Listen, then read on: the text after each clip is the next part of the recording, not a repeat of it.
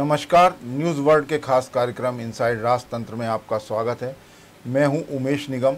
Inside राजतंत्र में हम बात करेंगे राजनीति और ब्यूरोक्रेसी के फैसलों की इनसाइड जानकारी की। खुलासा करेंगे कि आखिर इन फैसलों के अंदर के कारण क्या हैं। तो शुरू करते हैं खबरों की इनसाइड स्टोरी का सिलसिला।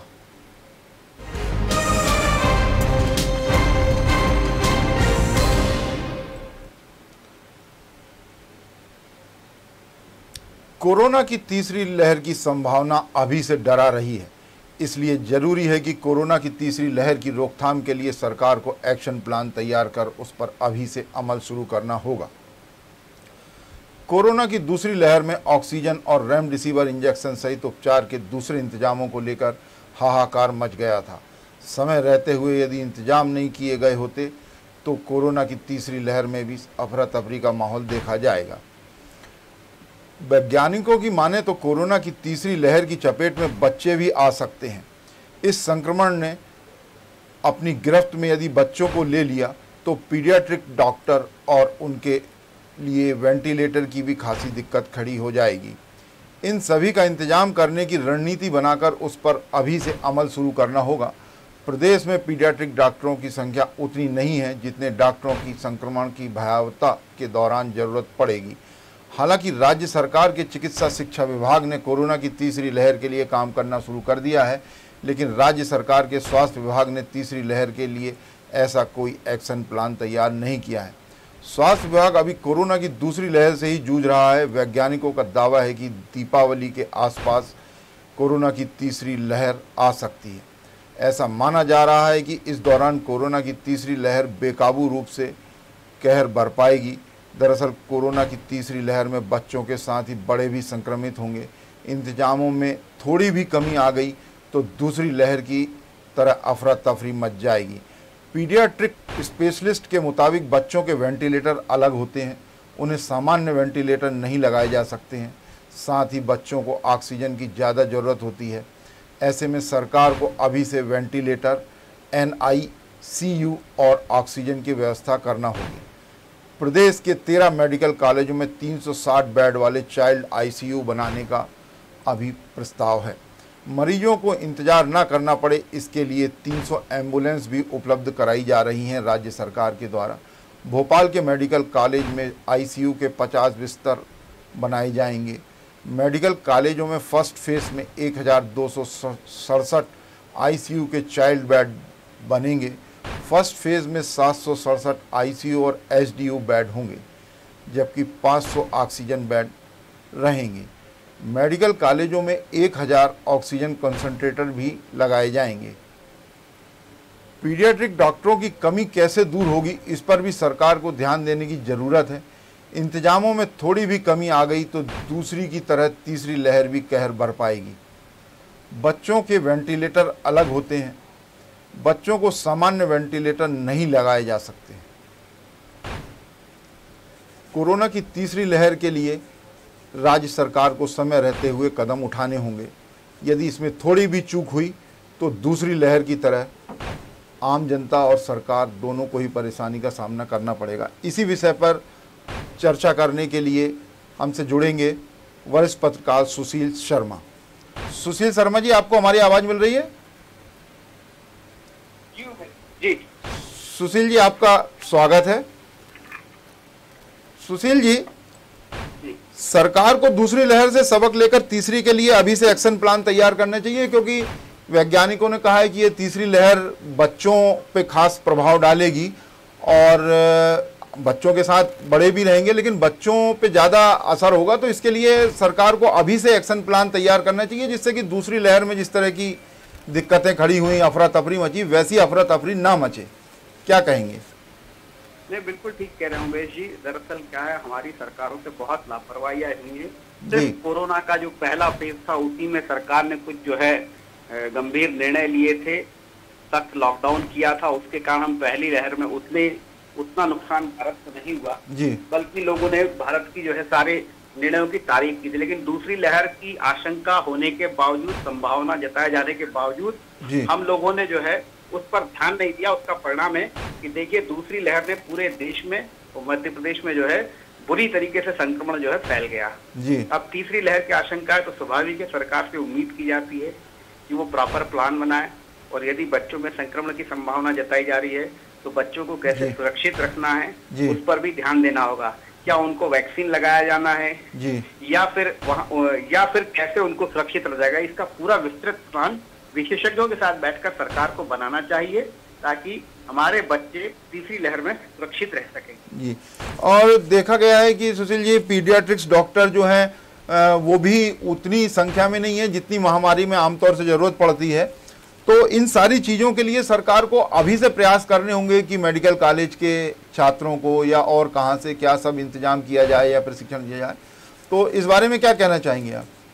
नहीं, देखिए, मध्य प्रदेश के स्वास्थ्य सेवाओं के मामले में पूरे देश के सबसे पिछड़े राज्यों में शामिल रहा है। हमारे यहाँ की स्वास्थ्य सेवाएं अभी भी बहुत अच्छी नहीं है, और जहाँ तक बच्चों के डॉक्टरों के मामला है तो उसमें तो हमारा मध्य प्रदेश और भी पिछड़ा हुआ है। हमें इस बात को पे फोकस करना होगा कि बच्चे यदि संक्रमित होते हैं तो उनको किस किस तरीके की और दिक्कतें आ सकती है, क्या उनको ऑक्सीजन की जरूरत पड़ेगी, या कैसे जो है इसको रोका जा सके। इस पर प्रॉपर एक वर्किंग प्लान होना चाहिए, जिस पर अभी से इम्प्लीमेंटेशन भी होना शुरू हो जाना चाहिए। बच्चों के लिए अलग से वार्ड्स बनाया जाए, जो भी है। सबसे पहली बात तो है कि उनमें संक्रमण रोकने के लिए यदि लगता है कि लॉकडाउन ही एकमात्र उपाय है तो उसको अपनाया जाना चाहिए।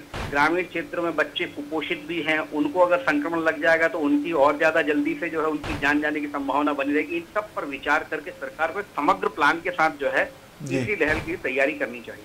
सुशील जी, लॉकडाउन की बात तो सही है कि लॉकडाउन एक बहुत कारगर कदम है, लेकिन इसके साथ ही जो संक्रमण, जो कोरोना के संक्रमण की जो महामारी है, इसमें यदि तीसरी लहर में बच्चे प्रभावित होते हैं तो बच्चों के लिए वेंटिलेटर अलग होते हैं। ये जो सामान्य वेंटिलेटर होते हैं ये काम नहीं आते, तो उन वेंटिलेटरों की भी उतनी संख्या प्रदेश में मौजूदा हालात में इतनी नहीं है, तो वो सारे संसाधन भी जुटाने होंगे वेंटिलेटर के साथ। तो इन सब के लिए भी राज्य सरकार को कदम उठाने होंगे समय रहते, नहीं तो बहुत देर हो जाएगी। क्या कहेंगे इस पे?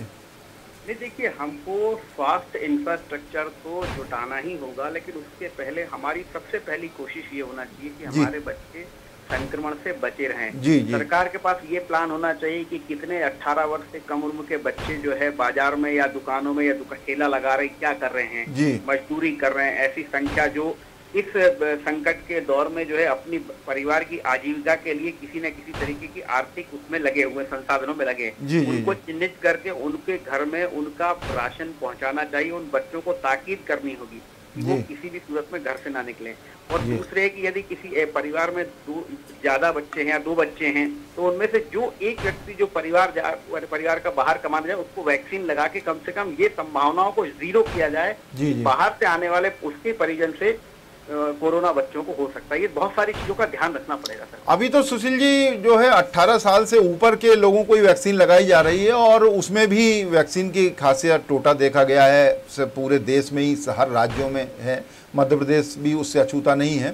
तो जब 18 साल से ऊपर वालों के लिए ये हाल है, तो 18 साल से कम वालों की वैक्सीन की तो अभी हालांकि वैक्सीन बनाई जा रही है, वैक्सीन का ट्रायल चल रहा है देश में, लेकिन अभी उस 18 साल से कम वालों की वैक्सीन का तो कुछ बहुत ज्यादा अता पता नहीं। देखिए अभी तो क्या है, 18 वर्ष से कम उम्र के बच्चों को वैक्सीन का ट्रायल चल रहा है। अभी ये भी क्लियर नहीं है कि उस बच्चों पर ये कितना इफेक्टिव रहेगी ये वैक्सीन। तो ये सब चीजें तो अंडर प्रोसेस है, लेकिन मेन बात ये है कि आपको उनको बचाना है। कैसे बचाना, ये सरकार, देखिए, सिर्फ और सिर्फ आपको सामाजिक, उनके आर्थिक स्थिति के आधार पे आपको जो है आकलन करना होगा। मैंने फिर बोला जो बच्चे हमने ही देखा है, ठेला लगा रहे हैं, फल फ्रूट सब्जी बेच रहे हैं, तो क्या ये बच्चे कोरोना संक्रमित नहीं होंगे? एक भी संक्रमित होगा तो ये तो स्लम एरिया में रहने वाले हैं, वो पूरे स्लम बच्चों को संक्रमित कर सकते हैं। तो ऐसे बच्चों को चिन्हित करके उनके घर में राशन पहुंचाना, उनकी ताकीद करना और निगरानी करवाना कि बच्चे बाहर ना निकलें। फिर दूसरा है कि जिनके दोनों पेरेंट्स बाजार नौकरी करते हैं, मान लीजिए मध्यम वर्ग, निम्न मध्यम वर्ग में, तो उसमें से किसी एक पेरेंट को ही जो है नौकरी करने की वो दिया, उनको वैक्सीनेट किया जाए। वो 18 से ऊपर के हैं, ताकि जो वैक्सीनेटेड होंगे वो कम से कम उनके माध्यम से संक्रमण फैलने की आशंका कम होगी। जी हाँ, देखभाल तो वही करेंगे जो उनके पालक हैं, अभिभावक हैं। तो ये सही आपने कहा कि 2 में से किसी एक को छूट दी जाए, नहीं तो दोनों ही यदि नौकरी करते हैं या दोनों ही काम पे जाते हैं तो बच्चों की देखभाल कौन करेगा। तो ऐसी परिस्थिति में सरकार को एक्शन प्लान बनाना चाहिए और एक्शन प्लान की बहुत ज़रूरत है। और समय रहते यदि ये कदम उठा लिए गए तो दूसरी लहर की तरह अफरा तफरी का माहौल नहीं रहेगा। बहुत बहुत धन्यवाद सुशील जी न्यूज़ वर्ल्ड से जुड़ने के लिए। अब बात करेंगे एक और प्रशासनिक खबर की। ऑक्सीजन और रेमडेसिविर इंजेक्शन की अफरा तफरी मचने के बाद अब राज्य सरकार ने आयुष्मान कार्डधारी कोरोना संक्रमित मरीजों के उपचार की जिला कलेक्टरों से अपडेट रिपोर्ट तलब की है। इस रिपोर्ट को तैयार करने की जिम्मेदारी जिला स्तर पर अपर कलेक्टर की अध्यक्षता वाली कमेटी को सौंपी गई है। दरअसल निजी अस्पतालों में कोरोना संक्रमित मरीजों से ऑक्सीजन और रेमडेसिविर इंजेक्शन सहित पूरे उपचार के लिए मनमाने दाम वसूले गए। इसी वजह से राज्य सरकार कोरोना संक्रमित मरीजों के उपचार की अपडेट रिपोर्ट मांग रही है। स्वास्थ्य विभाग के आयुक्त आकाश त्रिपाठी ने कलेक्टरों को भेजे पत्र में कहा है कि प्रदेश में कोरोना की दूसरी लहर अभी बरकरार है। कोरोना कर्फ्यू लागू होने के बाद भी एक्टिव केस कम नहीं हो रहे। राज्य सरकार कोरोना संक्रमित मरीजों का सही उपचार निजी अस्पतालों के सहयोग से करा रही है। इसलिए पात्र आयुष्मान कार्ड धारकों के उपचार का निजी अस्पतालों में इंतजाम किया गया है या नहीं, इसका पता लगाना जरूरी है। निजी अस्पतालों में इलाज की दरें, दवाओं और ऑक्सीजन की उपलब्धता की जानकारी सार्वजनिक की जा रही है या नहीं, इन सब मानदंडों की पूर्ति निजी अस्पताल कर रहे हैं या नहीं, इसकी जांच के लिए हर जिले में एक कमेटी काम करेगी। मानदंडों की निजी अस्पताल पूर्ति कर रहे या नहीं, इसकी जांच के लिए अधिकारी उन अस्पतालों का निरीक्षण करेंगे और बाकायदा हर चीज़ों को रिकॉर्ड में दर्ज कर रिपोर्ट तैयार करेंगे। हर जिले में बनेगी निजी अस्पतालों में जांच के लिए कमेटी। अपर कलेक्टर की अगुवाई में गठन होगा कमेटी का। कमेटी में CMHO, मेडिकल एसोसिएशन के प्रतिनिधि और औषधि निरीक्षक शामिल रहेंगे। कमेटी का मुख्य काम रहेगा तय दरों पर उपचार हो रहा या अधिक राशि वसूल की जा रही। एक आयुष्मान कार्ड पर सरकार ने पूरे परिवार का फ्री इलाज का प्रावधान किया है। सरकार ने 5 लाख तक निःशुल्क इलाज वाली आयुष्मान योजना का दायरा भी बढ़ा दिया है। अभी प्रदेश में 96 लाख परिवारों में किसी एक सदस्य के पास आयुष्मान योजना का कार्ड है।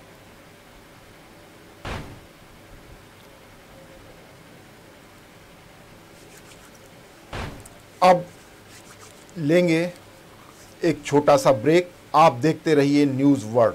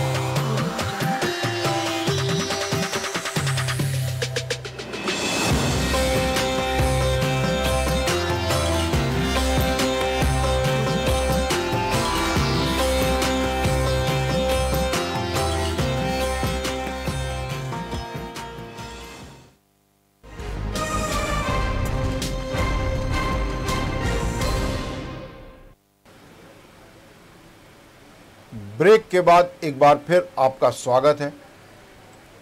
अब चर्चा करेंगे एक और प्रशासनिक खबर की। गांव में कोरोना के बढ़ते संक्रमण की स्थिति पर कंट्रोल करने के लिए भाप केंद्र खोले जाएंगे। इसके लिए सर्वाधिक संक्रमित गांवों को चिन्हित किया जा रहा है। भाप केंद्रों में मध्याह्न भोजन में उपयोग आने वाले कुकर और गैस चूल्हे का उपयोग किया जाएगा। इसके लिए शासन ने आदेश जारी कर दिए हैं। कलेक्टरों और जिला पंचायतों के मुख्य कार्यपालन अधिकारी को निर्देश दिए हैं।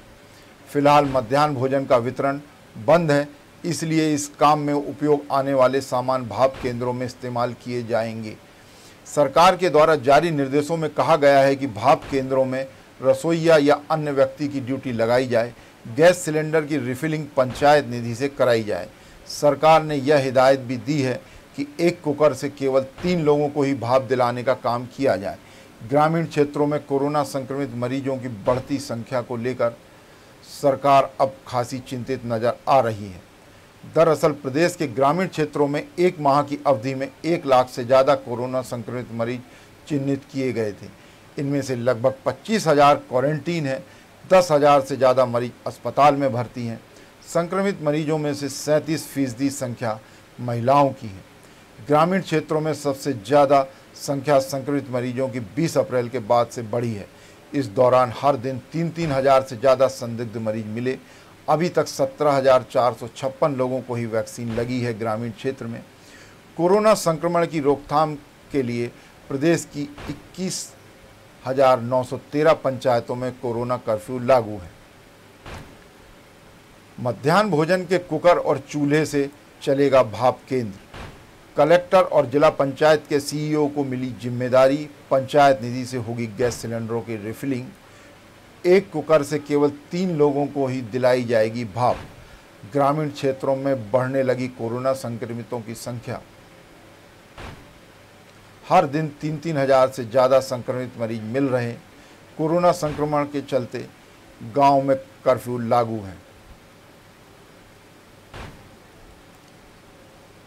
अब बात करेंगे खास सेगमेंट चलते चलते की, जिसमें राजनीति या ब्यूरोक्रेसी के क्षेत्र में चर्चित प्रसंग की बात की जाती है। तो आज ब्यूरोक्रेसी से जुड़ा एक प्रसंग खासा चर्चा का विषय बना हुआ है।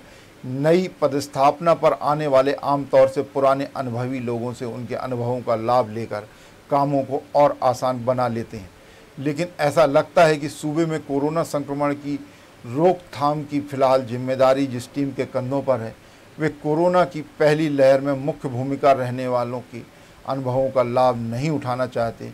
नहीं तो लॉकडाउन से लेकर कंटेनमेंट जोन सहित कोरोना संक्रमण की रोकथाम से संबंधित अनुभवों के बारे में पुरानी टीम से चर्चा कर कई प्रभावी कदम इस बार भी उठाए जा सकते थे और दूसरी लहर में भी पहली लहर की तरह नहीं तो कुछ हद तक तो अंकुश लगा सकते थे। फिलहाल जो हालात हुए हैं कम से कम वो तो नहीं होते। मंत्रालय के गलियारों में यही चर्चा हो रही है कि टीम इंदौर जो कोरोना की रोकथाम की मुख्य भूमिका में है, वो किसी के भी अनुभवों के आधार पर नहीं बल्कि अपने अंदाज में ही काम करने की आदी है। उनकी पिछली पदस्थापनाओं के कार्यकाल को भी देखा जा सकता है। इनसाइड राजतंत्र में आज बस इतना ही। कल फिर मिलेंगे राजनीति और ब्यूरोक्रेसी के कुछ फैसलों की इनसाइड स्टोरी के साथ। तब तक के लिए मुझे दीजिए इजाज़त और आप देखते रहिए न्यूज़ वर्ल्ड।